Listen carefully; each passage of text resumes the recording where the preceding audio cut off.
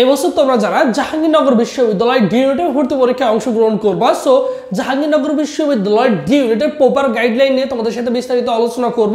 So যে জিনিসগুলো নিয়ে আলোচনা করব তোমাদের জন্য অত্যন্ত গুরুত্বপূর্ণ। একটা হচ্ছে দেখো মানবন্টন এবং এই ইউনিট কাদের জন্য এবং কি কি বই পড়তে হবে। সো ওভারঅল ডিটেলস নিয়ে তোমাদের সাথে বিস্তারিত আলোচনা করব। দেখো জাবি ডি ইউনিট 2025 এবছর 2025 সালে ভর্তি পরীক্ষায় অংশগ্রহণ করবা।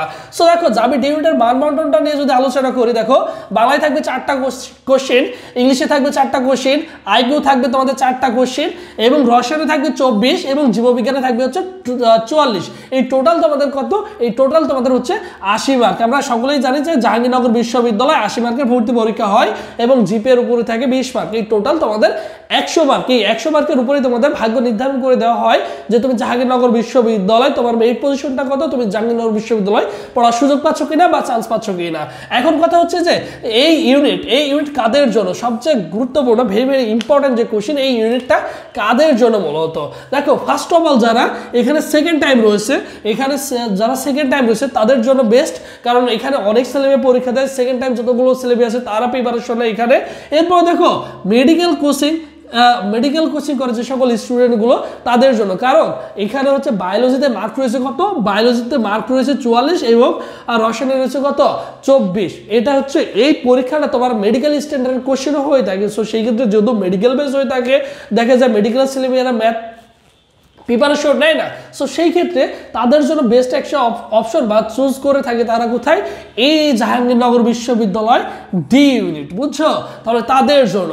এবং আরেক ক্যাটাগরি স্টুডেন্ট রয়েছে সিরিয়াস স্টুডেন্ট, মানে জাহাঙ্গীরনগর বিশ্ববিদ্যালয় চাইছে এরকম টেন্ডেন্সির স্টুডেন্ট কিছু থাকে যে জাহাঙ্গীরনগর বিশ্ববিদ্যালয় তাকে পড়তেই হবে, অন্য কোনো বিশ্ববিদ্যালয় পড়বে না, বা জাহাঙ্গীরনগর বিশ্ববিদ্যালয় ফার্মেসি ডিপার্টমেন্টে পড়বে বা পাবলিক হেলথ সাবজেক্টে পড়তে চায়। সো এই সকল শিক্ষার্থীগুলোই হচ্ছে জাহাঙ্গীরনগর বিশ্ববিদ্যালয়। তার মানে 3 ক্যাটাগরির শিক্ষার্থীদের এখানে ফোকাস থাকে মূলত হচ্ছে জাহাঙ্গীরনগর বিশ্ববিদ্যালয়।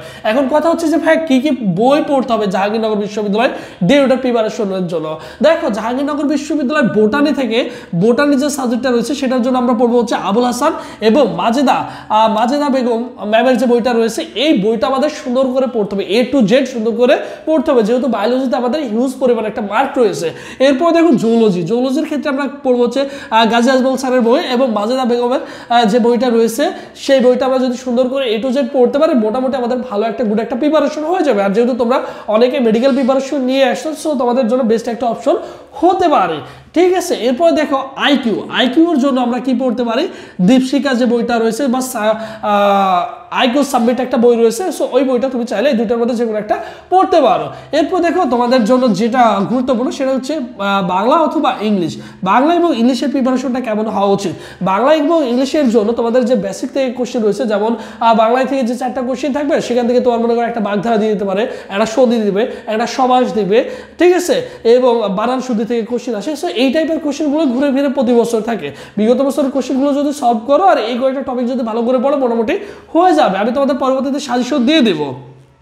এরপর দেখো ইংলিশের জন্য কিন্তু সেম তাই।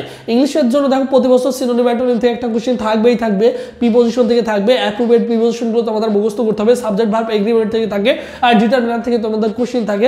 সো এই টপিকগুলো তোমাকে ভালো করে পড়তে হবে। সো এর জন্য যদি ভালো করে পড়তে পারো, এইটুকু যদি গুছিয়ে প্রিপারেশন নিতে পারো, অনায়াসেই তুমি দেখা যাবে জাহাঙ্গীরনগর বিশ্ববিদ্যালয় ডি ইউনিটে চান্স পেয়ে যাবা, বুঝছো? এর জন্য তোমাকে কি করতে হবে, ভালো করে গুছিয়ে প্রিপারেশন নিতে হবে।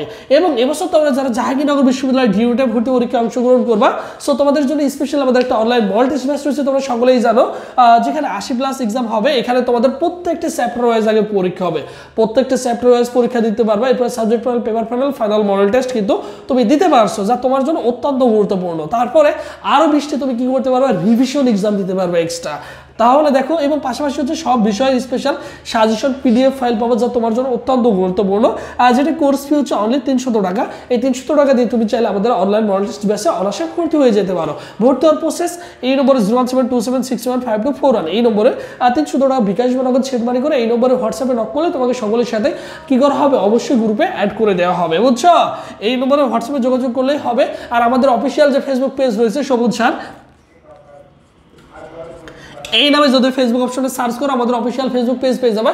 এই পেজে SMS করলে ভাই তোমাকে রেসপন্স করবে। মোটামুটি তোমার একটা ধারণা হয়ে গেছে যে জাহাঙ্গীরনগর বিশ্ববিদ্যালয় ডি ইউনিট নিয়ে আমার কিভাবে প্রস্তুতি নেওয়া উচিত। আর আমরা সকলেই জানি যে জাহাঙ্গীরনগর বিশ্ববিদ্যালয় ডি ইউনিটে পরীক্ষা দিতে হলে আমার জিপিএ থাকতে হবে কত 9.00, আলাদাভাবে কত 4.00, আলাদাভাবে কত 4.00, টোটাল আবার তোমার 9.00 থাকলেই তুমি জাহাঙ্গীরনগর বিশ্ববিদ্যালয় পরীক্ষা দিতে পারবা। সো এখানে সবচেয়ে বেশি পরীক্ষা দেয়, আমি আবারও বলছি, মেডিকেলের যে সকল স্টুডেন্টগুলো রয়েছে মেডিকেলের চান্স পাবে না।